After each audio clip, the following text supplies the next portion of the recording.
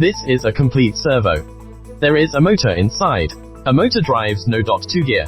No.2 drives No.3. No.3 drives No.4. No.4 drives No.5. The No.5 is an output gear.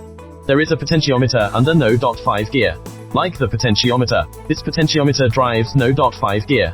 The potentiometer shaft is rotating when No.5 gear moves. The yellow cable we extend is actually the tap of the sliding resistance, so it is impossible to have any delay.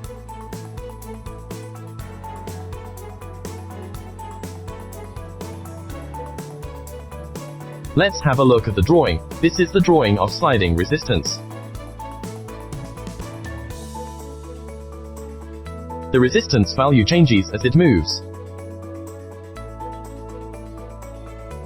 When the resistance value changes, collect here and voltage will change. The voltage changes will be transmitted to the MCU. Compare MCU according to the change of voltage and the target position given by the width pulse. If the positions are very close, it will reduce the speed. So, it is impossible to delay the voltage value of the tap of the sliding resistance.